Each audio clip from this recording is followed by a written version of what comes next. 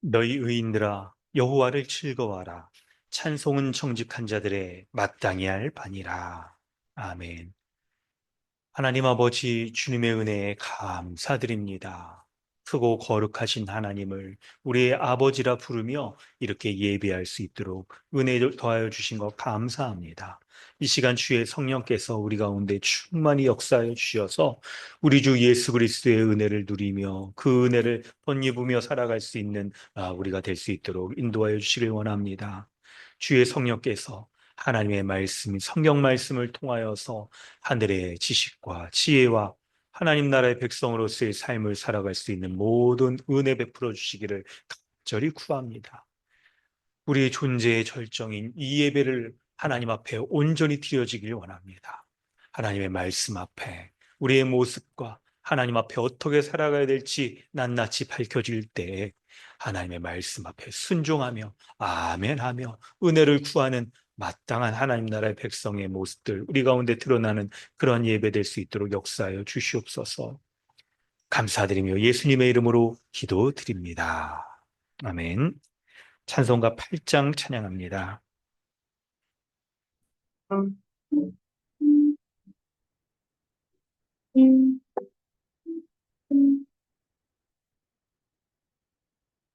걸을 걸을 걸을 전능하신 주님 이른 아침을 주를 찬송합니다. 걸을 걸을 걸을 전능하신 주님 성삼위 제 우리 주로다. 걸을 걸을 걸을 주의 모든 성도 멸망과를 벗어내리네. 전근 천사 모든 깨울고 하니 영원히 위에 계신 주로다. 걸을 걸을 걸을 죄인한 영광 모든 죄를 어루었으어도다. 거룩하시니까 주님 맡기어 저리 전에 하신 주로다. 걸을 걸을 걸을 전능하신 주님 천지만물 모든 주를 찬송합니다. 걸을 걸을 걸을 전능하신 주님 삼위일체 우리 주로다. 아멘.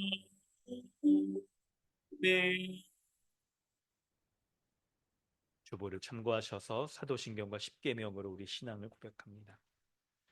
나는 전능하신 아버지 하나님 천지의 창조주를 믿습니다. 나는 그의 유일하신 아들 우리 주 예수 그리스도를 믿습니다. 그는 성령으로 잉태되어 동정녀 마리아에게서 나시고 본디오 빌라도에게 고난을 받아 십자가에 못 박혀 죽으시고 장사한 지 사흘 만에 죽은 자 가운데서 다시 살아나셨으며 하늘에 오르시어 전능하신 아버지 하나님 우편에 앉아 계시다가 거기로부터 살아있는 자와 죽은 자를 심판하러 오십니다. 나는 성령을 믿으며 거룩한 공교회와 성도의 교제와 죄를 용서받는 것과 몸의 부활과 영생을 믿습니다. 아멘. 너는 나 외에는 다른 신들을 내게 두지 말라. 너를 위하여 새긴 우상을 만들지 말라. 너는 내 하나님 여호와의 이름을 망령되게 부르지 말라. 안식일을 기억하여 거룩하게 지키라. 내 부모를 공경하라. 살인하지 말라. 간음하지 말라. 도둑질하지 말라. 내 이웃에 대하여 거짓 증거하지 말라. 내 이웃의 소유를 탐내지 말라. 아멘. 하이델베르그 교리 문답은 125문답입니다. 주기도문의 넷째 간구는 무엇입니까? 오늘날 우리에게 일용할 양식을 주옵소서로 이러한 간구입니다. 우리의 몸에 필요한 모든 것들을 내려주시며 그리하여 오직 주님이 모든 좋은 것의 근원임을 깨닫게 하시고 주님의 복주심 없이는 우리의 염려나 노력, 심지어 주님의 선물들조차도 우리에게 아무 유익이 되지 못함을 알게 앞서서 그러므로 우리로 하여금 어떤 피조물도 의지하지 않고 오직 주님만 신뢰하게 하옵소서. 아멘. 이 시간을 우리 함께 기도하겠습니다. 하나님께서 예배의 순서 가운데 죄의 고백의 기도를 드리게 하심으로 예배하는 자가 마음의 중심으로 마땅히 하나님 앞에 우리가 하나님의 진노하시는 그 진노 가운데 심판받아 멸망받기야 당했던 그런 죄인인 것을 기억하며 먼저는 하나님의 그 크신 은혜를 기억하여 기도하기를 원하십니다. 하나님은 공의로 모든 사람을 대하시고 그리하여서 하나님의 거룩하심 앞에 합당하지 못한 모든 사람을 죄인이라 말씀하시고 하나님의 진노를 퍼부으십니다. 그러나 우리 주 예수 그리스도께서 죄인인 우리가 당했어야 될 그 진노를 십자가에서 다 담당하셔서 하나님의 진노를 누구르티시며 하나님의 진노를 모두 받아 십자가의 예수 그리스도가 우리의 받을 형벌을 대신하여 받아 그것으로 말미암아 믿는 자에게 믿음으로 말미암아 의롭고 거룩한 자가 되어 하나님의 모든 은혜의 복락들을 다 누리며 살 수 있는 자 되게 하셨다는 복음을 믿는 믿음을 우리에게 보십니다. 그런 믿음으로 우리 기도하길 원합니다. 특별히 그런 믿음으로 기도할 때 주기도문의 네 번째 간구처럼 우리에게 모든 좋은 것의 근원이 바로 하나님인 것을 인정하는 믿음이 우리에게 있는지를 돌아봐야 될 것입니다. 하나님의 모든 근원이 되시는 것을 믿지 못할 때 심지어는 우리가 이렇게 예비하며 신앙생활하며 믿음으로 말미암아 의롭고 거룩하며 하나님 나라 백성으로 교회로서 누리는 이 복들조차도 아무런 유익이 되지 못한다라고 말씀하고 있습니다. 그래서 먼저 하나님이 우리에게 모든 좋은 것의 근원이 되셔서 이 세상을 창조하시며 인도하시는 그 하나님의 돌보심 가운데 내가 살아가는 자인 것을 우리가 고백하며 나아가기 원합니다. 그리고 우리의 일상의 생활 가운데 몸에 필요한 모든 일용할 양식들 베풀어 주시는 것을 믿고 간구하고 기도하기를 원합니다. 우리에게 필요한 것들이 각각 무엇이 있습니까? 일용할 양식들 주님 앞에 이 시간 낱낱이 고백하며 아버지께서 자녀를 돌보시며 풍성해 주시는 그 은혜로 나를 돌봐달라고 채워달라고 인도해달라고 우리 이 시간 기도하기를 원합니다. 다 함께 기도하겠습니다. 하나님 아버지, 하나님께서 모든 좋은 것에 근원이 되심을 믿습니다. 나에게 마음의 중심에 이런 근원이 내 하나님 마음을 내가 믿고 있는지를 돌아보고 가장 좋은 것 주신 예수 십자가로 말미암아 그 구원의 은혜 주시고 감사합니다. 그 은혜 가운데 날마다 사는 자를 주시고 그 은혜 가운데 날마다 주여 날마다 사랑하시고 감사드립니다. 주여 은혜 가운데 사는 자 되게 하시고 은혜 가운데 연할 수 있도록 인도하여 주시옵소서. 주님 베풀어 주시고 주님이 인도하여 주시는 그 은혜 가운데 날마다 사는 자 될 수 있도록 하여 주시옵소서. 주님 감사하며 은혜로 주시는 만큼 주시는 것들 하나님 세상에 다른 것에 좋은 것이 못 받는 바라고 시작해 주시옵소서. 하나님만이 나의 걱정하시고 믿음이 가운데 없어서 그래서 어떤 일처럼 주님이 주시옵소서. 하나님 아버지 이 시간 역사를 주셔서 주님의 은혜의 말씀 가운데 날마다 거하는 주셔서 말씀 도와주시옵소서. 일상생활 필요한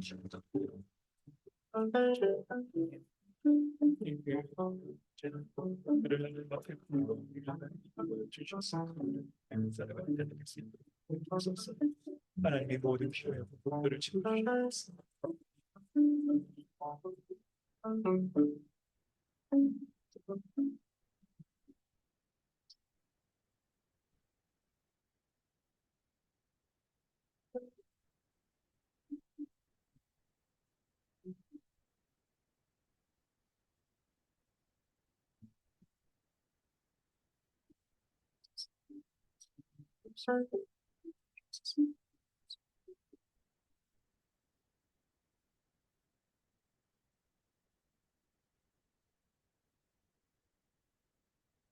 하나님 아버지, 하나님만이 모든 좋은 것의 근원이 되시는 것을 내가 믿습니다.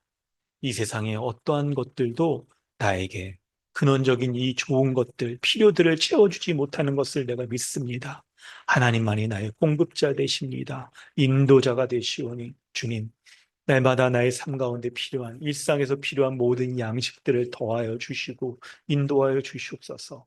하나님께서 선한 길로 인도하여 주셔서 하나님이 자녀를 돌보시는 그 아버지의 사랑과 은혜를 온전히 누리며 살아갈 수 있도록 은혜 더하여 주시옵소서. 가장 좋은 것 바로 우리 주 예수 그리스도를 주신 것 감사드립니다. 예수 그리스도의 십자가를 통하여서 죄의 용서와 거룩한 자로서 하나님 나라의 복락을 누리기에 합당한 자로서 나를 삼아 주셔서 이 세상을 살 때에도 하나님 주시는 하나님 나라의 은혜와 복락들 누리며 살아가게 하시는 가장 좋은 은혜 주신 것 감사드립니다. 오늘 이 예배가 하나님이 주신 가장 좋은 은혜를 누리고 감사하고 기도하고 찬양하고 교제하는 말씀 가운데 그 풍성한 은혜들을 누릴 수 있는 예배될 수 있도록 역사하여 주시옵소서. 감사드리며 예수님의 이름으로 기도드립니다. 아멘. 찬송가 435장 찬양한 후에 이상한 자매님 기도해 주십니다.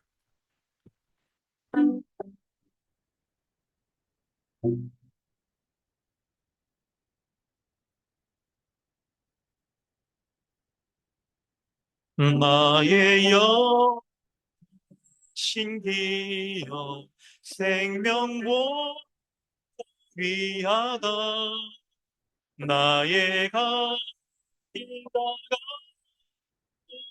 나와 예나소서 주께로 가까이 주께로 가오니 나의 길 다가도록 나와도 예나소서 세상 위한 위람과 모든 명예 버리고 험한 길을 가는 동안 나와도 예나소서 주께로 가까이 주께로 가오니 나의 가 다가로 나와도 예나소서 어두운 곳짝 지나가며 험한 바다 건너서 넓은 나와도 예하소서 주께로 가까이 주께로 가오니 나의 길 다가도록 나와도 예하소서 아,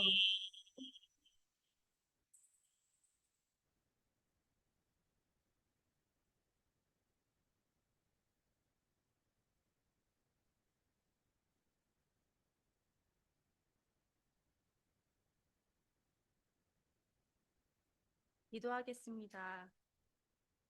하나님이 지으신 세상을 다스리시고 보존하시며 지금도 하나는 은혜를 베푸시며 통치하시는 주님의 은혜를 찬양합니다.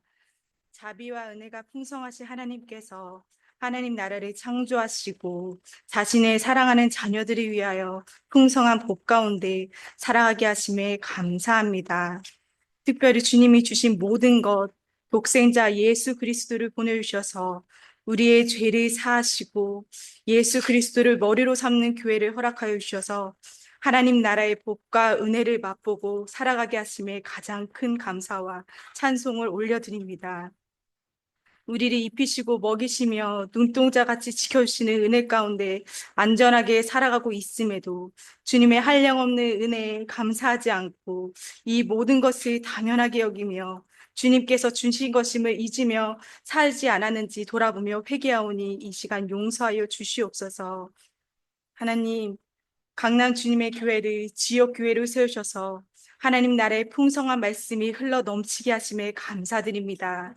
우리 교회가 예배 양육 선교의 사명을 온전히 감당하게 하셔서 세상 가운데서 진리의 등대로 온전히 존재함으로 복음이 필요한 영혼들을 진리로 이끄는 교회가 되게 하셔서 우리들의 마음을 주장하시어 힘껏 적극적으로 진리의 말씀을 전할 수 있도록 담대함을 허락하여 주시옵소서.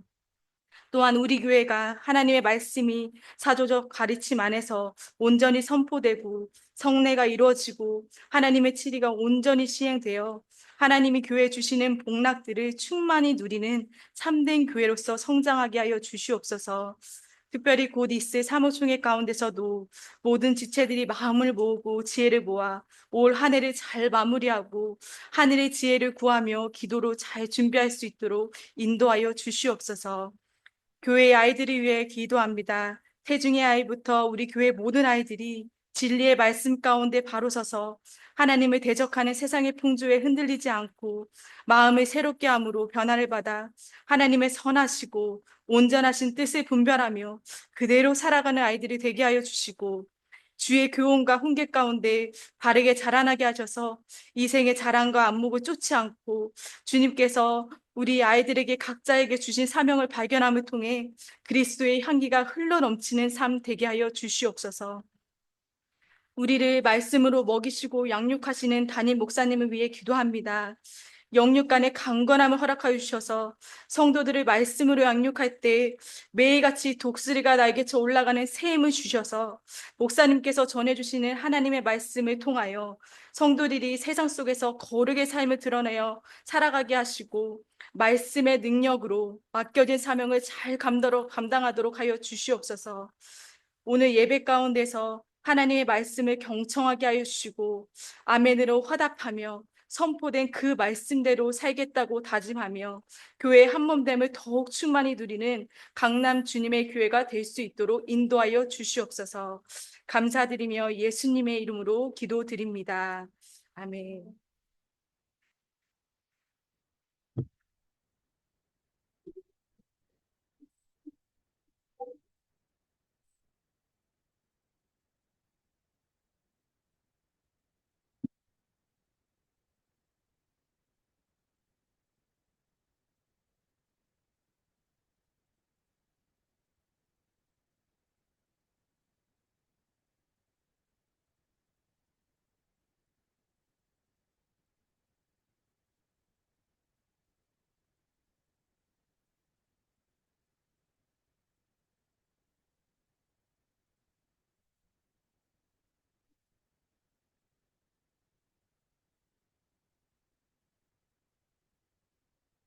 하나님께서 오늘 우리에게 주시는 은혜로운 말씀은 야고보서 1장 9절로 11절까지 말씀입니다.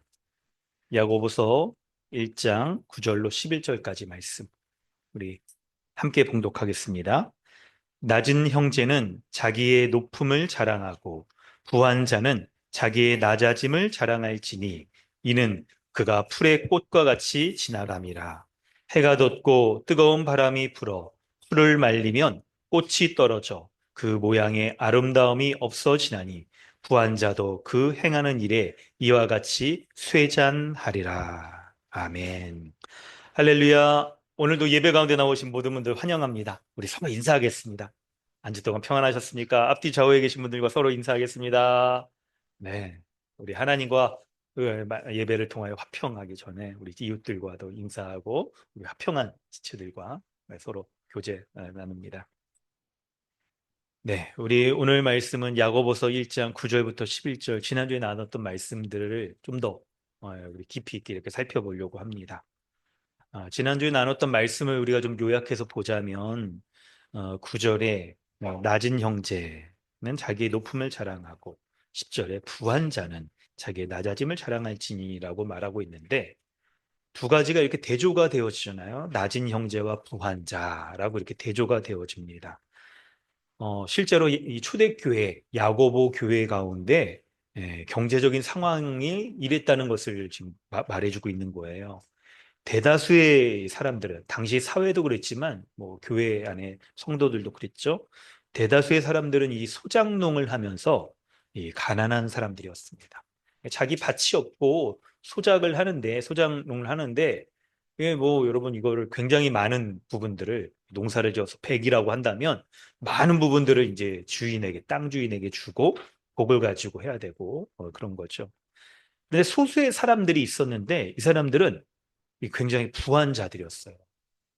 어떻게 이제 부한 자가 되냐면 땅을 소유하고 있거나 아니면 당시에 이제 상업을 이제 하여서 부유한 자가 된 거죠.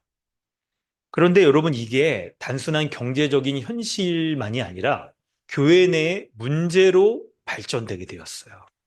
그걸 보여주는 게 여러분 9절에 낮은 형제라고 표현하는 것을 여러분 주목해서 보셔야 돼요. 이게 근데 엄밀하게 낮은 형제와 부한 자가 대조가 되려면 부한 자니까 부자, 가난한 자라고 표현을 하거나 돈이 없는 자라고 표현을 해야 되는 거죠. 그런데 돈이 없는 자를 단순하게 중립적으로 그냥 돈이 없다라고만 말하는 게 아니라 낮은 형제, 타번역본을 보면 비천한 형제라고 말하고 있어요.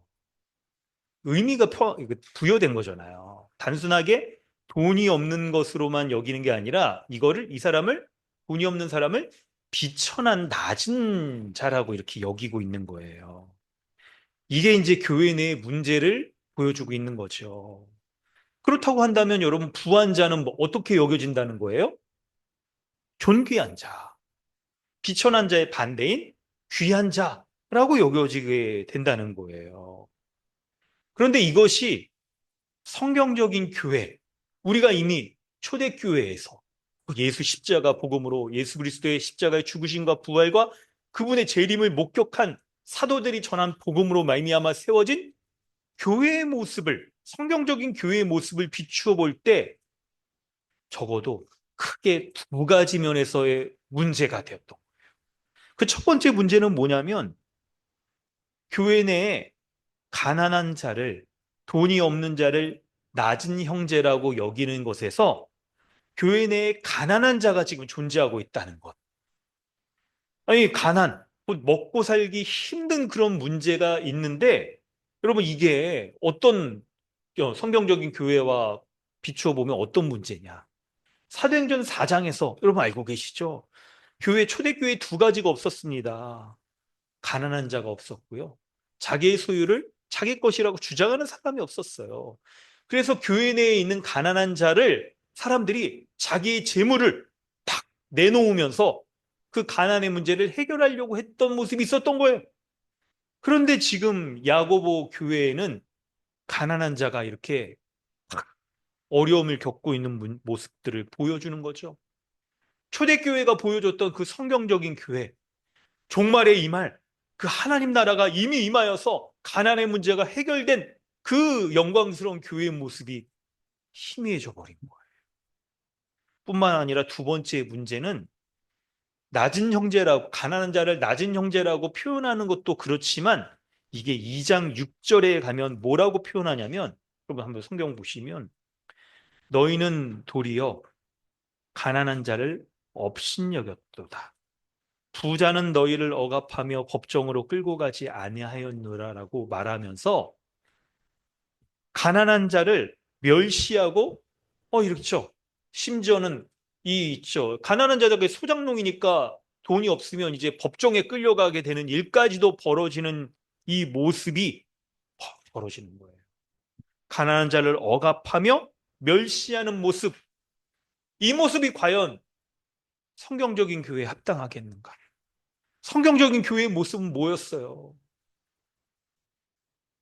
서로가 있죠. 멸시할 뿐만 아니라 반목하고 경쟁하고 했던, 서로가 죽이까지 했던 유대인과 이방인이 예수 십자가로 말미암아 한 몸이 되어서 한 교회로 살아가는 게 바로 초대교회의 모습이잖아요. 그런데 한 몸 된 교회의 모습이 깨어지고 가난한 자를 무관심하고, 그냥 여러분, 그냥 이거 배고픈 사람이 있을 때 아유 그냥 아유 밥 먹었냐? 아, 여기 추운데 그냥 옷 따뜻하게 입고 가라라고 말하는 정도가 아니라 그걸 넘어서서 멸시하고 심지어는 억압하여 재판에 넘기기까지 하는 일들이 벌어지고 있는 모습, 바로 한 몸 된, 한 가족 된 교회의 모습이 지금 멀어져 있는 그런 모습을 보여주고 있는 거예요, 이게. 그런 모습을. 초대교회에서 이미 십자가로 말미암아 하나님 나라에 거하여 교회의 그 영광스러운 모습이 다 이렇게 무너져 버리고 멀어져 버리고 교회가 어느덧 세상과 다를 바가 없는 그런 모습에 처하게 된 거예요. 세속화가 되었다는 거죠. 세속화가. 세상의 모든 사람들은 다 돈의 시험을 받고 살아갑니다. 이걸 피할 수 있는 사람은 없죠. 신자든 불신자든 누구나 돈의 시험 앞에 살아갑니다. 그런데 신자는 어떻게 살아갑니까? 그 돈의 시험을 3절이죠. 믿음의 시련으로, 하나님의 시련으로 여기는 거예요. 그리하여서 돈 때문에 당하는 그 시험 앞에 믿음으로 신자다운 모습, 그 모습을 잃어버리지 않으려고 인내하는 모습을 보이는 거예요. 인내하는 모습을. 그리하여서 돈의 시험 앞에 인내하여 어떻게 됩니까? 결국은 4절에 온전하고 부비하고 조금도 부족한 모습이 없는, 결국 말하자면 그리스도의 그 충만함을 닮아가는 모습으로, 도리어 돈의 시험 앞에 그리스도를 닮아가는 온전함을 드러내는 게 신자라고 말하는 거죠. 돈의 시험 앞에 이런 모습을 보이는 게 신자의 모습입니다. 그런데 이런 모습이 다 사라져버리고 돈의 시험을 받을 때 이 사람들도 어떻게 합니까? 돈의 시험 앞에 온전해지기는커녕 낮은 형제는 자신을 비천하게 하고 자신의 돈 없음과 부한 자들과 비교해 볼 때 상대적인 박탈감들을 가지면서 자신의 돈 없음 모습으로 자신이 그리스도 안에서의 존귀한 자라는 것을 잊어버리고 그렇게 살아가는 거죠. 비천한 인생이라고 여기며 살아가는 거예요. 그래서 내가 돈이 없어서, 직장이 변변치 못해서 인생이 망가져 버렸고 희망이 없다라고 여기며, 그리고 미래에 소망도 가질 수 없다라고 여기며 뿐만 아니라 믿음으로 하나님의 일들을 감당할 수 없다라고 여기는 일이 벌어지는 거죠. 부의 시험은 근데 놀랍게도 낮은 형제에게만 임하는 게 아닙니다. 부한 자에게도 마찬가지예요. 부한 자에게도 마찬가지예요. 부한 자도 자신이 돈의 시험 앞에 놓여 있다는 것을 잘 알아야 됩니다. 아니, 오히려 어떤 면에서는 가난한 자보다 더 돈의 시험 앞에 놓여 있을 가능성이 커요. 왜 그러냐면 여러분, 한번 약간 이 대삽적인 표현이겠지만 돈 맛을 알아버린 거예요. 니들이 돈 맛을 알아. 한번 돈 맛을 알아보니까 돈이 있으면 다 된다는 거. 뭐니 뭐니 해도 머니가 최고라는 것을 잘 아는 거예요. 그러니 더 돈을 가지려고 하죠. 더 돈을 가지려고. 혹시 여러분 그런 거 아세요? 가만히만 있어도 그냥 통장에 돈이 그냥 점점 늘어나. 아니 뭐 어디 투자해 놓은 거, 부동산이나 뭐 주식이나 이런 게 그냥 가만히 있어. 나 뭐 아무것도 안 해서 그냥 이렇게 그냥 가만히 그냥 넣어놓은 건데 그게 그냥 새끼를 치고 불어나고, 이런 거 경험해 보셨어요? 별로 여러분 우리 경험적으로는 그런 거 잘 모르죠. 대부분의 사람들 약간 우리 계열이 이런 계열은 좀 아닐 수가 있어서 가지고 잘 모를 수가 있습니다. 그런데 그럴수록 돈의 시험 앞에 있다는 것을 여러분 명심하셔야 돼요. 돈의 시험 앞에 있다는 것을 자신이 이 돈이 시험이라는 것을 여러분 그걸 모를 정도로 돈에 지금 딱 노출되어 있어서 그냥 더 많이 가지려고 하고 더 평온하게 살려고 하는 게 이제 아예 그냥 기본 베이스에 놓여 있는 거죠. 그러다 보니까 가난한 자를 향하여서 비천한 자라고 멸시할 가능성이 큰 거예요. 왜 그럽니까? 아니, 얼마나 노력을 안 했으면 그렇게 가난해. 얼마나 이 세상 흐름을, 이 세상, 이 정세를 읽지 못했으면 이렇게 가난해. 뭐에다 투자해야 될지 그것도 알지 못하고 쫙 이렇게 딱 살아가냐? 아이, 미래가 없구나. 소망을 못 갖는구나. 이렇게 이런 시험 앞에 놓일 가능성이 큰 거거든요. 여러분, 이제 우리가 오늘 말씀을, 지난주에 이런 말씀들을 살펴봤는데, 오늘 살펴볼 내용은 뭐냐면, 지난주의 말씀은 이 돈의 시험과 대처를 개인적인 측면에서 많이 말씀을 드렸어요. 그런데 오늘은 어떤 거겠습니까? 교회적인 관점에서. 돈의 시험이 우리에게 어떤 모습으로, 교회적인 모습으로 찾아오는가. 돈의 시험 앞에 우리가 딱 닥쳤을 때 모두가 이런 시험을 다 당해요. 그런데 어떻게 우리가 교회적으로 이것을 대처해야 되는가를 그런 관점에서 설명을 하려고 합니다. 첫 번째로 교회가 이 돈의 시험 앞에서 세상처럼 이렇게 있죠. 대처하지 못하고 이게 세상처럼 이렇게 딱 돈을 쫓으려고 할 때 나타나는 모습들이 있습니다. 첫 번째는 그게 뭐냐면 교회 안에 있는 사람들조차도 돈을 위해 살아가는 거예요. 이걸 약간 더 얘기한다면 교회 안에 있는 믿음의 사람들, 신실한 사람들조차도 자기를 위해서 살아가는 거예요. 1차적으로는 여러분 교회 안에 가난한 사람들이 있습니다. 그런데 그 교회 안에 있는 가난한 사람들을 있을 때 방치해 두거나 여러분 그래서 그냥 성경 말씀에도 있죠. 덥게 하라. 이렇게 이거 따뜻한 옷 입고 다녀라. 뭐 밥도 잘 먹고 다녀라. 이렇게 말하면서 무관심할 수도 있고 아니면 그거보다는 또 아니고 어느 면에서 이렇게 도와주려고도 합니다. 그런데 다만 그 사람의 삶을 돌아볼 때 여전히 그 사람의 삶의 모습은 세상에 있죠. 인생을 살아가는 이 라이프 스타일이나 가치관이나 이 모든 것들이 돈을 벌기 위해서 살아가고 자기를 위해서 살아가는 것에서 크게 바뀌지 않으면서 그냥 이게 어려운 사람은 도와주려고 하는 좀 긍휼의 마음은 갖고 있는 상태일 수가 있어요. 그래서 여러분이 좀 잘 좀 들으셔야 됩니다. 혹시 여러분 이 교회 안에 지금 이제 우리 교회 얘기 아닙니다. 지금 얘기하는 건 어떤 이제 사람들은 교회 안에 있죠. 교회 안에 사람들이 여전히 그냥 돈 벌기 위해서 살아가고 집 늘리기 위해서 살아가고 또 자기 자식을 이렇게 다기기 위해서만 살아가는 모습이 있을 수 있어요. 그런 교회에서는요, 그냥 목사님들이 뭐 어떻게 생각하냐면 그냥 11조만 잘해도 다행이다. 이렇게 생각을 하는 경우가 많이 있어요. 우리 교회 얘기는 아니죠. 우리 교회 얘기 아닙니다. 근데 여러분 이제 생각을 해볼 때 왜 교회가 이렇게 좀 허약해져 있는가? 세상과 좀 다를 바가 없는가라고 생각할 때 삶의 방식이 그리고 가치관이 세상 사람과 똑같기 때문에 그래요. 똑같기 때문에.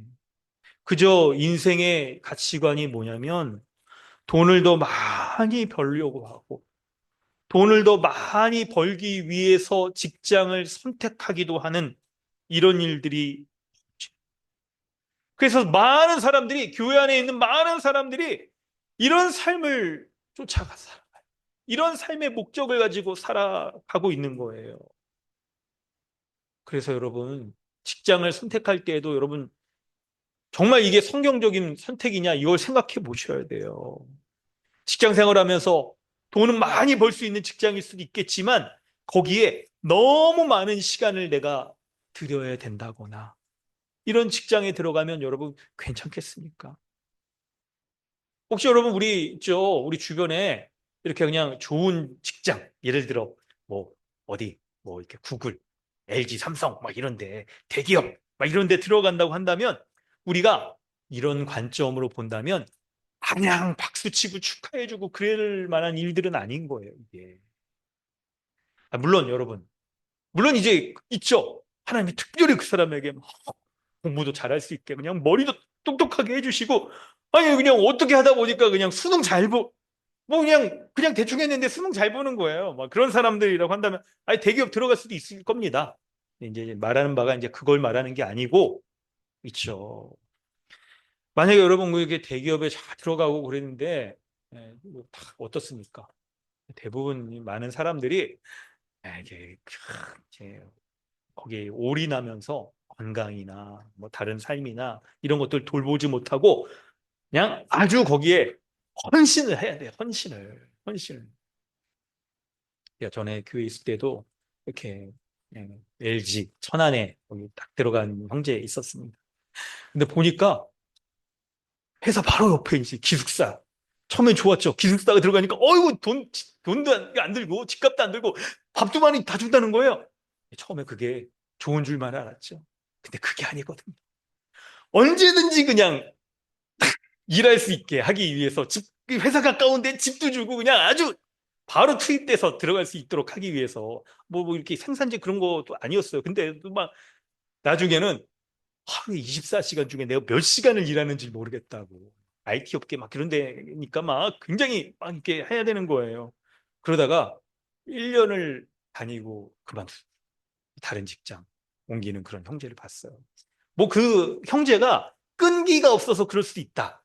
그럴 수 있어요. 뭐 이렇게 오랫동안 참고 막 롱런하고 그런 분도 있겠지만 여러분 중요한 게 여러분 이제 그런 거잖아요. 여러분 우리가 이걸 좀 봐야 됩니다. 이걸 봐야 돼요. 뭐냐면 우리가 교회를 교회답게 하지 못하는 최고의 시험이 돈의 시험이라는 것을 여러분 잘 아셔야 돼요. 구해지려고 하는 마음, 가난한 자나 부한 자 다 마찬가지예요. 구해지려고 하는 그 시험 앞에 교회가 놓이면 이게 여러분 교회가 아주 어려움에 처할 수도 있습니다. 성도들 개개인도 직장을 선택할 때 돈을 더 많이 벌기 위한 직장을 선택하고 온통 거기에 시간과 에너지 집중하기 시작하면 교회적으로 살기가 여러분 괜찮겠습니까? 자기 자신도 마찬가지죠. 건강이나 또 가정이나 자기의 삶에 있어서 중요한 요소들이 있잖아요. 이런 것들도 다 놓쳐버리고 살아가게 되는데. 그러므로 여러분, 지혜가 필요한 거예요. 지혜가. 지혜가. 5절 이하에 누구든지 지혜가 부족하거든 하나님께 지혜를 구하라고 말하잖아요. 우리가 돈의 시험 앞에 당할 때에도 바로 이런 지혜가 필요한 거예요. 이런 지혜가. 어떤 지혜입니까? 낮은 자는 자기의 높음을 자랑할 수 있는 지혜가 필요합니다. 부한 자는 자기의 낮아짐을 자랑할 수 있는 지혜가 필요한 거예요. 그래서 낮은 자가 어떻게 해야 됩니까? 경제적으로 돈이 없고 사회적으로 영향력이 없기 때문에 내가 돈 많이 벌 수 있는 그런 그냥 뭐 교회 그냥 뭐 이렇게 떠나더라도 다른 데 가더라도 그런 직장을 구하는 것 이런 것들을 쫓아 살아가는 것이 아니라 자기의 높음을 자랑할 수 있는 그런 지혜가 필요한 거예요. 그런 지혜가. 그래서 자신을 비천한 자로 여기고 자신을 상대적으로 다른 사람과 비교하면서 난 별 볼 일 없는 인생이라고 여기는 것이 아니라 하나님의 관점에서 그리스도와 연합한 신자로서의 자기의 높음을 자랑할 수 있어야 됩니다. 자기의 높음을. 부한 자도 마찬가지입니다. 돈이 많고 사회적으로 높은 지위도 가질 수 있을 수 있습니다. 그런데 자기의 낮아짐을 자랑할 수 있어야 돼요. 그게 바로 지혜인 거예요. 그게. 오늘 본문은 부한 자의 지혜에 대해서 10절, 11절에 아주 자세히 말합니다. 그래서 여러분 이걸 설명해 보겠습니다. 부한 자가 가져야 될 지혜는 뭐냐? 바로 낮아짐입니다. 자기의 낮아짐이라고 성경이 말하고 있어요. 자신의 낮아짐이란 뭐냐면 10절에 부연 설명하죠. 이는 그가 풀의 꽃과 같이 지나갑니다. 라고 말합니다. 풀의 꽃. 여러분 어떠세요? 봄이나 여름에 가을에 꽃이 피잖아요. 봄꽃. 개나리 벚꽃 예쁘게 피고 여름이 되면서 수국도 피고 여름을 알리는 그 또 꽃들도 피고 가을이 되면 국화나 막 이런 꽃들이 핍니다. 근데 지금 겨울이 되어서 딱 보면 그 화려한 꽃들이 여러분 어떻게 됐습니까? 아니 언제 꽃이 있었나 할 정도로 다 지고 사라져 버렸잖아요. 자신의 부가 그렇다는 것을 알아야 돼요. 부한 자는. 여러분 한번 돈이 있어 보면 얼마나 그 돈이 좋은지 돈만 있으면 다 돼. 돈만 있으면 여러분 아시죠? 먹을 것도 좋은 거 남들 못 먹어보는 거 막 우리가 흔히 SNS 같은 데서 막 인플루언서들이 막 하는 그런 삶을 다 누리며 지나할 수 있어요. 그런데 지혜가 있어야 되는 거예요. 그거를 SNS에 올리며 자랑하는 지혜만 있는 게 아니라 그것으로 사람들에게 존귀함을 받고 부러워할 만한 삶을 살아가는 지혜가 있는 게 아니라 그런 세상적인 지혜가 아니라 하나님의 참된 지혜가 있어야 되는데 바로 그런 부가 풀의 꽃과 같이 지나간다는 것을 알아야 돼요. 뿐만 아니라 여러분 이걸 지금 방금 제가 풀의 꽃을 그가 갖고 있는 부요함에 설명을 했지만 그것도 맞는 말이지만 본문을 자세히 읽으면 그가 풀의 꽃과 같이 지나갑니다라고 그 자신에 대해서 얘기를 하잖아요. 그러니까 그의 인생 자체가 돈을 뽐내며 살아가며 돈을 추구하는 인생 자체가 굉장히 빠르게 허무하게 끝나버릴 수 있다는 것을 말하고 있는 거예요. 그걸 더 11절에 구체적으로 얘기를 하는데요. 뭐라고 얘기하냐면 해가 돋고 뜨거운 바람 요거 조금 이따 얘기하고 맞아요. 요걸 빼먹었어요. 여러분 참고 본문 한번 보세요. 참고 본문 보세요. 단순하게 여기 그 부자가 갖고 있는 돈이 사라져 버린다라고만 말하는 게 아니라 그가 풀의 꽃과 같이 그의 인생에 대해서 말하고 있는 것을 참고 본문에서 좀 찾아보겠습니다. 참고 본문 몇 가지가 있습니다. 여러분 시편 90편 6절 우리 다 함께 한번 읽어볼까요? 준비됐나요? 함께 읽어보겠습니다. 시작. 푸른 아침에 꽃이 피어.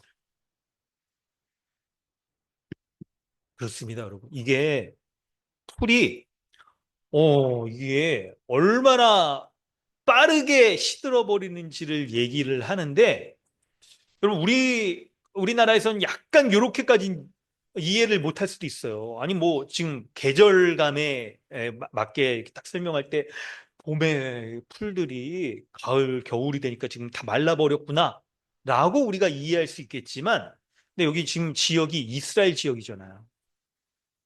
굉장히 건조한 지역, 이 사막 기후란 말이에요. 그래서 아침에 딱 이 이슬이 내리니까 꽃이 싹 피었다가 풀이 딱 이렇게 꽃이 피고 그랬다가 저녁이 되면 다시 말라버릴 정도로 순식간에 지나가 버리고 말라버린다는 것을 그 부가 사라져 버린다는 것을 말하고 있는데 뿐만 아니라 더 나아가서 시편 103편 15절에서는 이렇게 얘기합니다.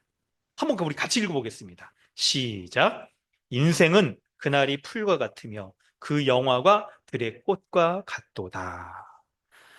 여러분, 우리의 인생이 이런 풀과 같고 그 영화, 돈이, 부가 들의 꽃과 같이 금방 사라져 버린다는 것을 말하고 있는 거예요.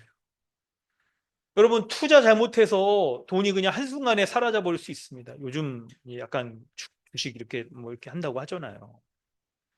네, 여러분, 근데 이게 단순히 돈만의 문제라고 한다면 우리가 좀 그랬겠지만 우리 인생도 그와 같다는 것을 성경이 말하고 있어요. 인생도. 우리 돈을 쫓아 살아가는 그 인생은 바로 금방 시들어버리고, 시들어버린 이후에 어떻게 될까요? 이 하나님의 심판 앞에 서게 된다는 것까지도 본문이 말하고 있는 거죠. 본문이 그걸 말하고 있는 거예요. 그렇기 때문에 여러분 우리가 이걸 생각해 봐야 됩니다. 정말 우리가 붙잡아야 될 게 뭔가를 말할 때 이사야 40장 7절, 8절이 그것을 얘기해요. 그걸 얘기해요.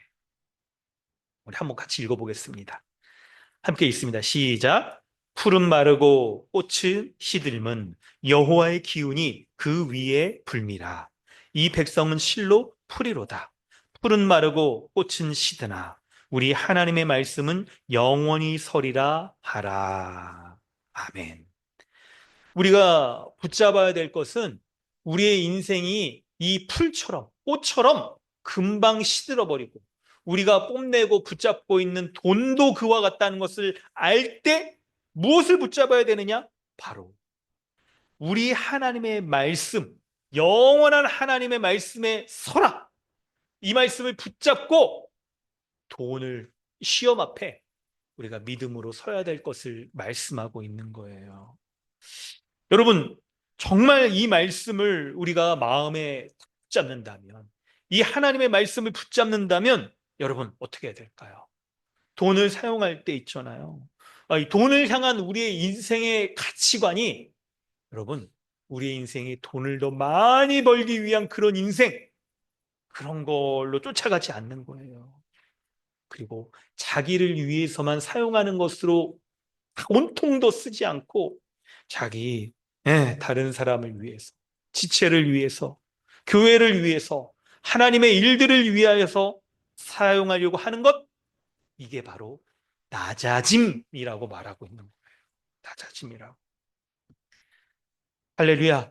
성도 여러분, 이 말씀을 붙잡고 돈의 시험 앞에 여러분 합당한 반응과 태도를 보이시기를 바랍니다. 여러분, 돈의 시험 앞에 우리도 자유로울 수 없는데 그 시험 앞에 여러분 어떻습니까? 하나님의 뜻에 합당한 반응을 하는 그 지혜가 있으신지 한번 여러분 어떻습니까? 그 지혜를 갖길 원하는데요. 만약에 여러분에게 지금 뭐 일정한 우리가 월급 받고 다 이렇게 살아가니까 딱 그거 외에 어떤 플러스 알파의 돈이 생긴다라고 한다면 여러분 이런 상황에 우리가 정말 지혜가 있는가 생각해 볼 수 있을 거예요. 돈이 여러분 플러스 알파가 생기는 건 뭐 여러 가지겠죠. 뭐 이게 뭐 연차가 높아진다거나 뭐 이렇게 더 직책이 높아진다거나 아니면 과외로 뭔가 일들을 한다거나 막 이럴 수도 있을 겁니다. 그런 돈이 생겼을 때 내가 이 돈은 있잖아. 성경에도 복음서에도 내가 딱 돈 많이 벌었을 때 창고를 더 많이 들여가지고 이 돈을 쌓아두려고 하지 않고 하나님이 오늘 딱 오신다면 이 어리석은 자야. 네가 오늘 심판당하면 그 돈을 어디다 쓸 거냐? 이렇게 물으시기 때문에 지금 내가 과외로 딱 더 생기는 이 돈은 다른 사람을 위해서 사용하려고 한다. 교회의 사역을 위해서 쓰려고 한다. 이렇게 여러분 말할 수 있는 지혜가 있겠습니까? 여러분에게 이런 지혜가 있으세요? 아니, 이게 누군가 딱 그럴 수 있을 거예요. 아니, 왜? 아니, 지금 좀 돈이 이렇게 생겼다라고 하더라도 나중에 어떻게 될지 모르잖아. 무슨 일이 생길 수도 있고. 그러니까 좀 이렇게 모아두면 어때? 라고 이렇게 말할 수도 있을 거예요. 그때 여러분 지혜가 필요합니다. 지혜가 필요해. 바로 하나님의 말씀이 영원하다는 것을 기억하면서 그 말씀으로 대답할 수 있어야 돼. 대답할 수 있어야 돼. 대답할 수 있어야 돼. 오늘 우리가 살펴본 시편에 여러분 이 동일한 이 말씀들, 동일한 말씀들을 이 말씀을 기억하는 거예요. 이 말씀. 어떤 말씀이에요? 푸른 마르고 꽃이 시들면 푸른 마르고 꽃은 시드나 우리 하나님의 말씀은 영원히 서리라. 이게 시편 90편, 6편, 103편, 15 여러분 계속 반복해서 인용되잖아요. 근데 이게 우리 약간 입에 읽는 게 이제 이사야 40편 40장 8절이죠. 찬양에도 있고 그러니까. 근데 여러분 생각해 보세요. 이거 왜 이렇게 반복적으로 말하는가와 뭔가를 비유해서 말할 때 자연 법칙에 비유해서 말하잖아요. 그러니까 우리가 사실 이 비유의 말씀을 딱 들었을 때, 이거는 정말 자연 법칙이라고 말할 정도로 하나님의 진리다. 라고 우리에게 지금 전달하는 거예요, 이게.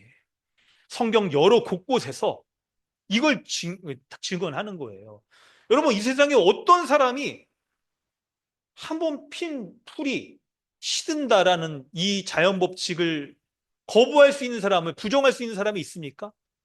꽃이 아무리 화려하더라도 그 꽃이 시들어 버린다라는 것을 부정할 수 있는 사람이 있습니까? 세상에 이런 자연 법칙을 부정할 수 있는 사람 아무도 없단 말이에요.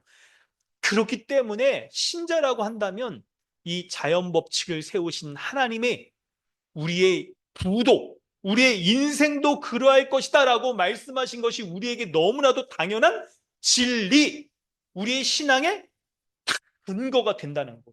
돈의 시험 앞에 있을 때 내가 딱 붙잡아야 될 말씀이 바로 이 말씀이라는 거예요. 여러분 믿으십니까? 아멘입니다. 그래서 만약 우리에게 여러분이 다른 사람에게 야, 그 돈 아깝지 않느냐 그냥 너 이번에 뭐 모두 해야 되는데 그거 위해서 쓰지. 아니면 뭐 우리 그 과외로 어떤 돈들이 생겼을 때 나중에 장래에 어떻게 될지 모르니까 좀 모아두면 어때? 라는 말이 들었을 때 하나님의 말씀으로 대답을 하세요. 풀은 마르고 꽃은 시드나 우리 하나님의 말씀은 영원히 있습니다. 기억하기 쉽게 풀마 꽃이 멋지지 않아요? 저 약간 이거 생각하고 안 괜찮아요? 풀맛꽃이 이쁘잖아요. 여기 라임도 약간 풀맛꽃이 이거 기억하세요. 풀맛꽃이 자연을 볼 때마다 이제 풀은 마르고 꽃은 시드나 돈의 시험 앞에 내가 딱 있을 때 이걸 기억하는 거예요. 풀은 마르고 꽃은 시드나 우리 하나님의 말씀은 영원히 서리라. 내가 그 말씀을 딱 붙잡고 돈의 시험을 이겨내는 그런 지혜가 있기를 주님의 이름으로 축원합니다. 아멘입니다. 게다가 있죠. 본문에 이제 11절과 이사야 40장 요 이제 말씀을 딱 볼 때 우리가 아주 중요하게 또 생각해야 될 말씀이 있어요. 11절에 보면 오늘 본문 해가 돋고 뜨거운 바람이 불어 풀을 말리면 꽃이 떨어져 그 모양의 아름다움이 없어진다라고 말합니다. 여러분 여기서 풀을 말리는 게 뭐라고 말합니까? 해가 돋고 뜨거운 바람이 부는 거라고 말하잖아요. 이게 실제 이스라엘에서는 이 동풍을 얘기해요. 이스라엘의 동풍. 여러분 이스라엘 지도 혹시 딱 보시면 아시겠지만 서쪽은 바다고 동쪽이 되게 광야 지역이에요. 그래서 동쪽에서 불어오는 바람들은 뜨겁고 건조한 바람이어서 풀을 다 말려버리는 바람이에요. 그런데 여러분 이게 자연 법칙으로만 말하는 게 아니라 이사야 40장 7절에 풀은 마르고 꽃이 시들면 여호와의 기운이 그 위에 불미라라고 말해요. 바로 이 동풍을 하나님의 바람이라고 얘기를 하고 있는 이유가 바로 하나님 앞에서 우리의 부가, 우리의 인생이, 우리의 뽐내는 그 부가, 우리가 의지하고 있는 부가 아무것도 아니라는 생각을 가져야 된다는 거예요. 아무것도 아니라는 생각. 하나님이 우리의 인생 한번 탁 치시면 어떻게 돼요, 여러분? 그렇게 건강하던 사람이 하루 앞 어떤 사고를 당해서 순식간에 여러분 인생을 달리하지 않습니까? 마찬가지죠, 여러분. 오늘 여러분 탁 나가다가 어떻게 될지 어떻게 알아요? 하나님의 동풍이, 하나님의 바람이 불면 우리의 인생을 딱 건드리시면 하루아침에 우리의 인생이 끝나버릴 수 있고 우리가 그렇게 의지하고 있던 재물도 순식간에 사라져버릴지 어떻게 알아요? 그걸 어떻게 알아요? 그러니까 더욱더 마음을 굳건히 먹어서 하나님 앞에 내가 이 돈을 딱 돈의 시험 앞에 섰을 때 신자답게 이 돈을 써야겠구나. 돈의 시험 앞에 세상 사람들처럼 그렇게 더 움켜쥐려고 그렇게 하지 않아야겠구나 하는 그런 마음을 가져야 되는 거예요. 그런 마음을 성경은 우리에게 청지기의 자세라고 우리에게 말합니다. 청지기의 자세. 우리 말씀을 좀 읽어보겠습니다. 예, 창고본문 네 번째입니다. 누가복음 12장 18절로 21절 말씀, 그리고 12장 42절 말씀, 우리 연이어서 한번 읽어보려고 합니다. 이 말씀을 통해 그럼 우리가 가져야 될 돈의 시험 앞에 가져야 될 그 지혜, 그것은 무엇이겠는가? 바로 청지기의 자세를 갖는 것이다 하는 말씀을 살펴보려고 합니다. 우리 본문 한번 같이 읽어보겠습니다. 준비되셨죠? 우리 18절, 누가복음 12장 18절, 우리 이부터 21절까지 한 목소리로 읽겠습니다. 시작! 또 이르되 내가 이렇게 하리라. 내 곡간을 헐고 더 크게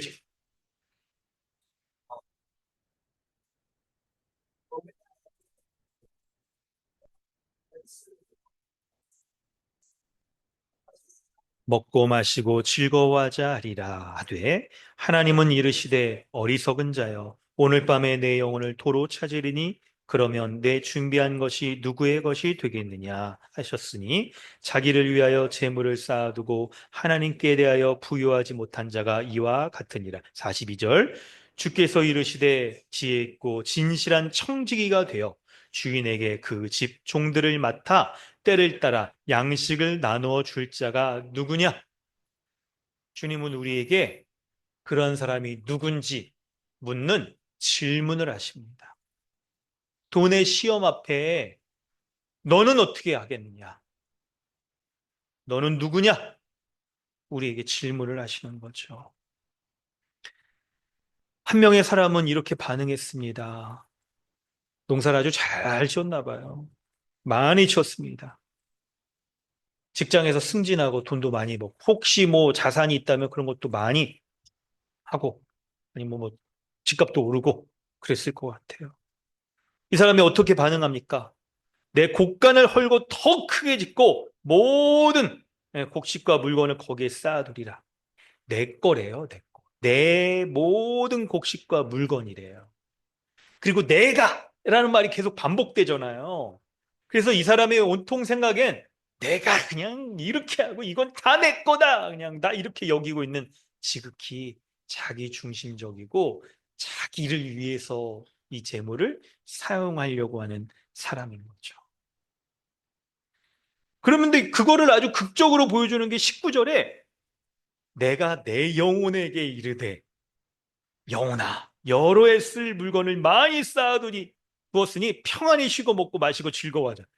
아니 여러분, 아니 내가 이렇게 하겠다 뭐 스스로에게 다짐하는 게 아니라 내가 내 영혼아 이제 그냥 아주 그냥 쓸 물건 많으니까 평안히 쉬고 먹고 마시고 즐거워하자. 아주 그냥 라임도 좋아요.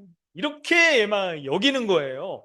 마음의 중심이 어디에 있는지를 지극히 자기 중심적으로 돈을 사용하고 이 소유들이 내 거다라고 막 여기고 있는 이 사람의 모습이 아주 그냥 너무나도 적나라하게 드러나고 있는 거예요. 그런데 30절에 하나님이 이 사람에게 어리석은 자라고 말을 하는 거죠. 어리석은 자라고 말을 하는 거예요. 여러분, 어리석은 포인트가 어딜까요? 어리석은 포인트가 어딜까요?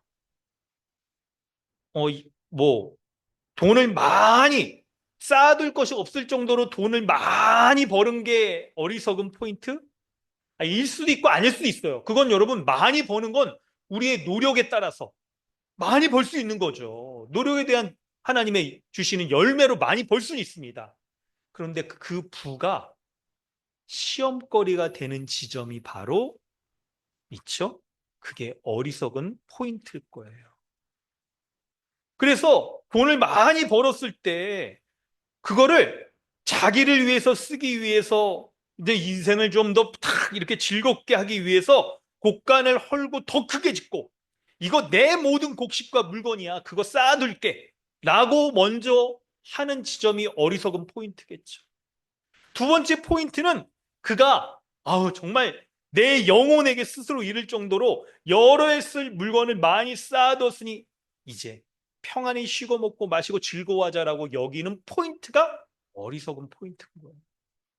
오늘 우리가 신앙 고백했던 주기도문의 네 번째 간구에 의하면 우리의 모든 좋은 것의 근원이 주님이라는 것을, 오직 주님이라는 말씀에 비추어 볼 때 자신이 평안히 쉬고 먹고 마시고 즐거워하는 거, 그 근원이 뭐라고 여기는 거예요?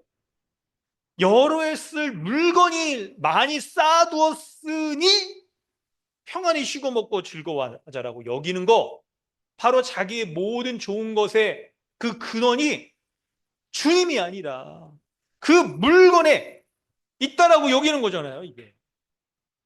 성도 여러분, 우리는 평안히 쉬고 먹고 마시고 즐거워하는 것 자체를 죄악시하거나 그럴 필요 없습니다. 우리의 인생은 주 안에서 주님이 주시는 것으로 평안히 쉬고 먹고 마시고 즐거워하는 거 있는 거예요, 있는 거. 그거 하면 사는 거예요. 근데 그 근원이 주님으로부터 온다라고 여기지 않고 어떻게 합니까? 자기 영혼에게 그냥 여러 해 쓸 물건을 많이 쌓아뒀으니까 내가 이제는 인생에 그냥 염려와 근심이 없다. 평안히 쉬고 먹고 마시고 즐거워하자라고 여기는 것, 이게 어리석은 포인트라는 거예요. 그래서 주님이 이렇게 하시죠. 오늘 밤에 내 영혼을 도로 찾으리니 내 준비한 것이 너의 미래를 위해서, 평안을 위해서, 즐거움을 위해서 준비한 것이 누구의 것이 되겠느냐. 누구의 것이라는 것이 여러분 여기에 강조되고 있다는 것을 볼 때 이 사람이 자기의 것, 내 것이라고 여겼던 거, 이게 어리석은 거라는 걸 우리 볼 수가 있는 거예요. 그래서 21절에 그렇게 말하죠. 자기를 위해서 재물을 쌓아두고 하나님에 대하여 부요하지 못한 자가 이와 같다라고 말하는 거예요. 그러므로 성도 여러분, 우리는 어떻게 되냐면 이 사람과 반대로 하면 되겠죠. 반대로. 뭐예요? 자기를 위해 재물을 쌓아두지 않고 어떻게 합니까? 하나님께 대하여 부유한 자가 되는 거예요. 하나님께 대하여 부유한 자라는 건 뭐예요? 바로 21절에 나오듯이 재물을 자기를 위해서 쌓아두지 않고, 여러분 있죠. 이웃과 교회 사역을 위해서 쌓아둘 수 있는 거. 이게 하나님에 대해 부유한 거라고 말하는 거예요. 그래서 하나님은 우리에게 진실한 청지기, 지혜 있고 진실한 청지기가 되어서 하나님이 우리에게 맡겨주신 것, 그것을 정말 잘 사용해라. 때를 따라 양식을 나눠줄 수 있는 그런 자가 되어라라고 말씀하는 거예요. 그렇게 나눠줄 수 있는 자가 누구냐? 오늘 우리에게 물으시는 거예요. 그 주님의 물으심 앞에 여러분 정직하게 대답할 수 있으신 지혜가 있기를 축원합니다. 그렇게 주님 앞에 대답하세요. 하나님이 우리에게 주신 돈은요, 주의 일을 하라고 주신 거예요. 주의 일을 하라. 맡겨주신 거예요. 맡겨주신 거. 그래서 청직이잖아요. 그 돈을 쌓아두라고 주신 게 아니에요. 자기를 위해서 소비하라고만 주신 게 아닌 거예요. 그 돈을 자기를 위해서 쓰려고 하는 그 마음을 접는 것, 그게 지혜예요. 그게 지혜. 그 돈만 있으면 내가 있죠? 평안히 쉬고 먹고 마시고 즐거워할 수 있을 거라고 여기는 것, 그 마음을 접는 게 지혜인 거예요. 그 돈 없어도 주님이 모든 좋은 것의 근원이 되시기 때문에 내가 평안히 쉬고 먹고 마시고 즐거워할 수 있다라고 여기는 것, 그게 지혜인 거예요. 그게 지혜. 여러분, 근데 이게 쉽냐라고 물으신다면 쉽진 않을 겁니다. 쉽지 않습니다. 이제 여러분 이거를 좀 이런 방식으로 제가 변증을 해볼게요. 왜냐면 한 가지가 뭐냐면 우리가 이제 대다수는 아까 말했듯이 여기 나오는 본문에 나오는 부자처럼 뭐 가만히만 있어도 돈을 벌고 막 벌어들이고 하는 건 우리가 어디 뭐 유튜브나 뭐 영화에서 뭐 보거나 뭐 들었지. 우리는 대부분 스스로를 여러분 부한자로 여기세요? 낮은 형제로 여기세요. 예, 여기에 우리가 있는 거예요. 여기에. 근데 이제 적어도 오늘 본문의 말씀을 하나님 말씀 앞에 우리가 청지기로서 살자라고 할 때 적용할 수 있는 포인트, 아주 직접적인 명시적인 포인트 하나는 뭐냐면 누가복음 12장 8절에 곡간을 헐고 더 크게 짓는 건 안 하는 거예요. 이거는. 곡간을 짓는 것 자체는 여러분 하세요. 그걸 좀 하시는 거예요. 그러니까 우리 기본적인 삶을 위해서 저축하거나 뭐 집을 장만한다거나 하는 거 하는 거죠. 근데 그걸 헐고 더 크게 짓고 거기에 막 쌓아두는 거 있잖아요. 이런 거는 말하는 이런 거는. 그런 거를 볼 때, 이런 지점들을 볼 때 여러분 우리는 이 초대교회에서 말하는 것 같은 그런 낮은 형제로 비천한 형제일 가능성은 여러분 우리는 대부분 아니에요. 요런 정도는 아니에요. 이런 정도는. 그냥 우리가 딱 시험에 드는 건 곡간을 헐고 더 크게 짓느냐 안 짓느냐 요 정도에 있지 곡간 자체가 없는 사람은 대부분은 없어요. 우리에게. 뭐 있을 수도 있죠. 예, 어려움이 있을 수 있습니다만 요 정도라는 거예요. 우리의 그 돈의 시험의 정도가 그렇습니다. 그때 여러분 돈의 시험을 믿음의 시련이라고 여길 수 있는 마음이 필요합니다. 그래서 돈의 시험 앞에 딱 우리가 섰을 때 곡간을 더 크게 짓고 싶다거나 거기에 뭔가를 좀 쌓아두려고 하는 마음이 들 때 이걸 생각해야 돼요. 아, 이게 내가 하나님 앞에 진짜인가 아닌가가 드러나는 것이다. 내가 청지기로서 하나님 앞에 살아가는 것인가 아닌가가 드러나는 것이다. 여러분 이 말씀을 생각해야 돼요. 그래서 이게 우리가 딱 뭔가를 마음을 이런 걸 꺾는 게 쉬운 건 아니겠지만 그때 말씀 앞에 자신을 꺾을 수가 있어요. 말씀 앞에. 그래서 이사야 40장 8절에 푸른 마르고 꽃은 시드나 우리 하나님의 말씀은 영원히 서리라. 하나님 이 말씀이 덧붙여 있는 거예요. 이게 덧붙여 있는 거예요. 푸른 마르고 꽃은 시드는 것 같은 자연 법칙을 거절할 수 있는 부정할 수 있는 사람 아무도 없는데 그것보다 더 부정할 수 없는 게 바로 하나님의 영원한 말씀이라는 거예요. 말씀이란 거예요. 그래서 정말 이 말씀이 진리라는 것을 믿을 때 우리가 돈의 시험 앞에 돈이 주는 유혹 앞에 섰을 때 내가 유혹들이 생기잖아요. 곡간을 더 크게 짓고 싶어하는 유혹, 모든 곡식과 물건을 거기에 쌓아두고 싶은 유혹, 그것으로 평안히 쉬고 먹고 마시고 즐거워할 수 있는 하려고 하는 유혹이 들 때 하나님의 말씀 앞에 자신을 꺾는 거예요. 꺾는 거. 꺾는 거. 그래서 세 가지의 유혹에서 꺾으셔야 돼요. 첫째는 돈이 주는 유혹에서 벗어나셔야 돼요. 그걸 꺾어야 돼요. 돈이 주는 유혹에서 꼭 벗어나야 돼. 그걸 꺾어야 돼.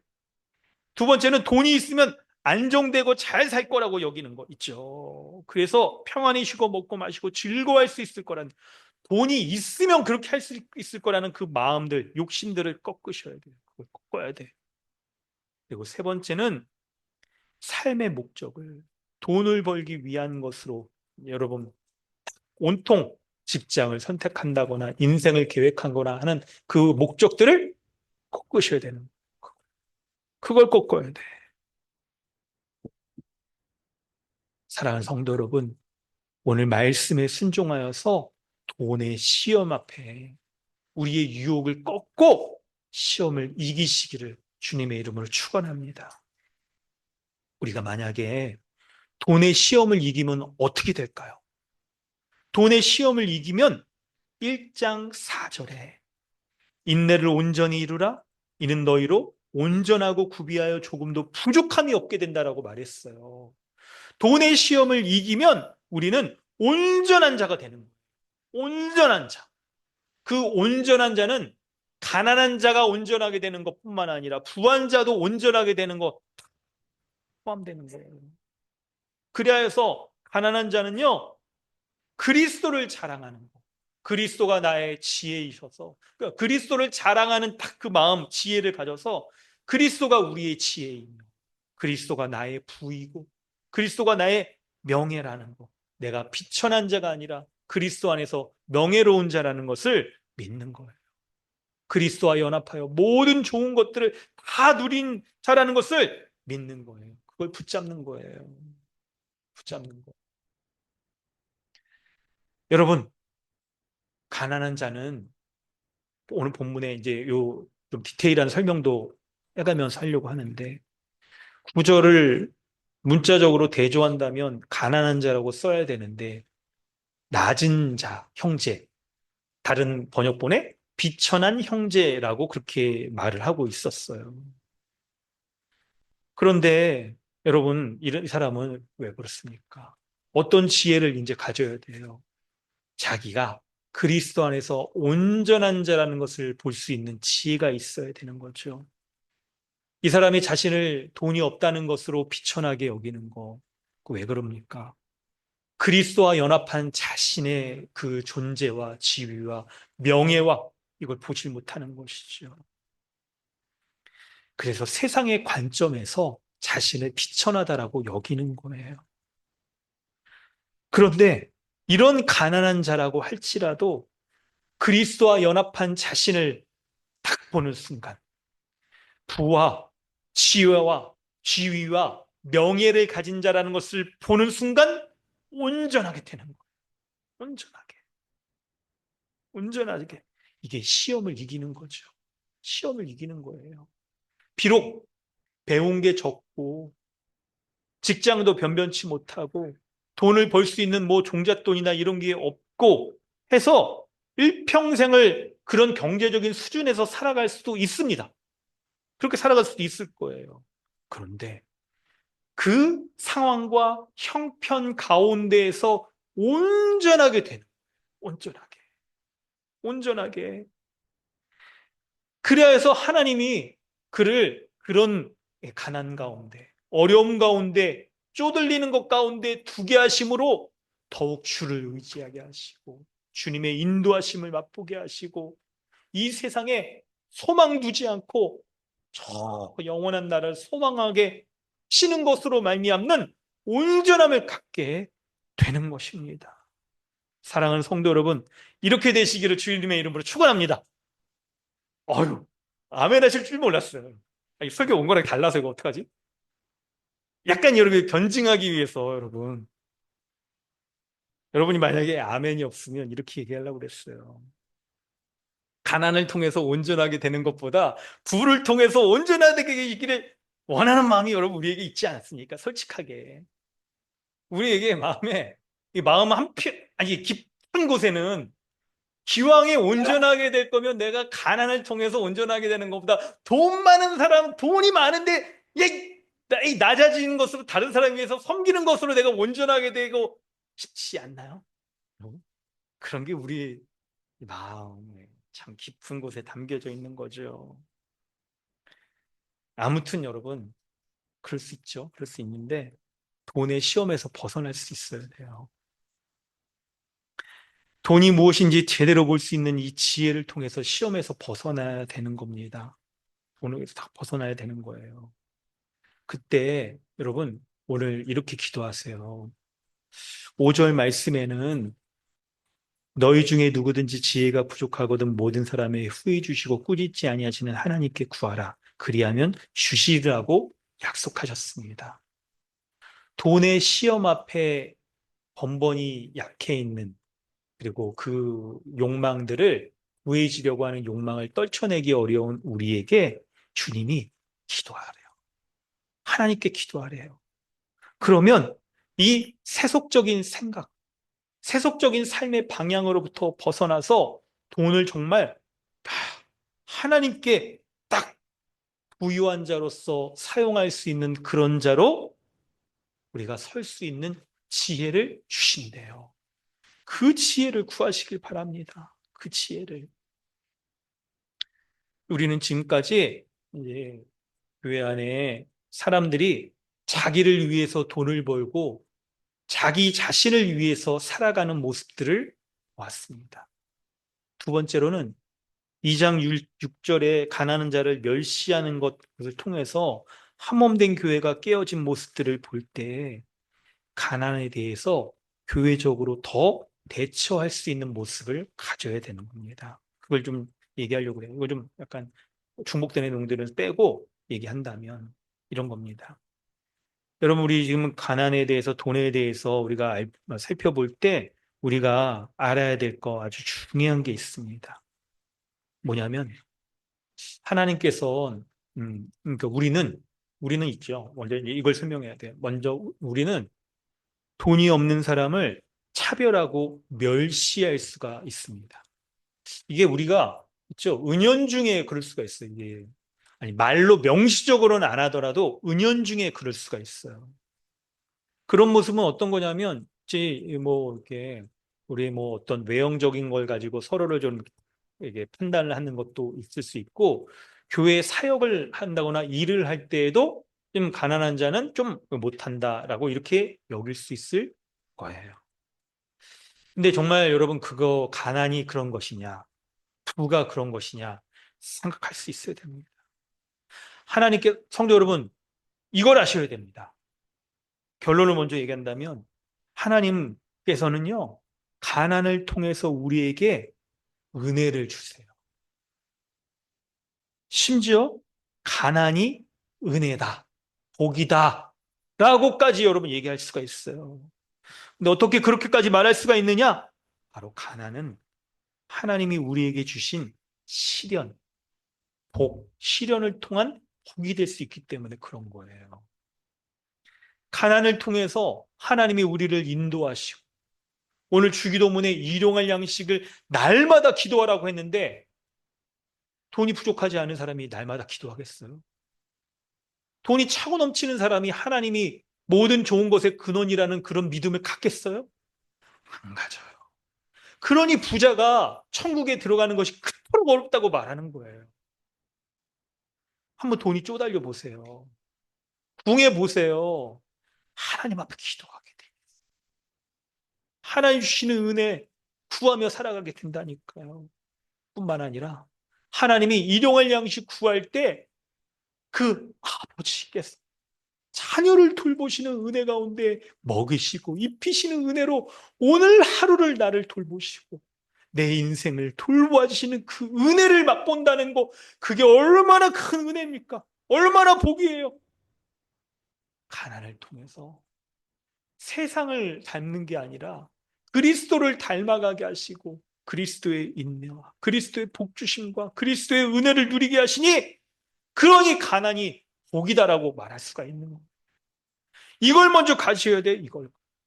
그렇다고 한다면 우리 가운데 가난한 자를 볼 때도 네가 얼마나 멸시받는 비천한 사람인가 라고 여길 게 아니라 얼마나 하나님의 은혜 가운데 환자인가 이걸 생각할 수가 있는 거죠. 그래서 여러분 그러므로 교회는 절대로 우리 안에 있는 지체 가운데 있는 가난한 자를 멸시해서는 안 돼요. 외적인 기준으로 사람들을 평가하겠습니까? 사는 지역이 어딘지, 집이 어딘지, 차나 옷이나 뭐 이런 것들, 뭐 외형적인 뭐 이런 것도 있잖아요. 이런 걸로 그 사람을 대단한 사람이라고 그렇게 판단하고 그렇게 여겨서는 안 될 거예요. 그 세상 사람들이나 그렇게 하는 거죠. 세상 사람들이나. 오히려 교회는 가난의 시험을 인내로 이겨낸 사람들, 그리하여 온전하고 구비하여 조금도 부족함이 없는 사람들을 존경해야 되는 거예요. 그런 사람들을 박수 쳐주고 귀한 자로 여겨야 되는 거예요. 귀한 자로. 그리고 부한 자는요, 자신의 부로 인해서 자기 자신이 시험에 빠진다는 것을 알고 어떻게 해야 됩니까? 지혜를 가져야겠죠. 뭐예요? 하나님 앞에 부요한 자, 자기의 낮아지는 거, 스스로 낮아지는 그거를 여러분 실천해야 돼요.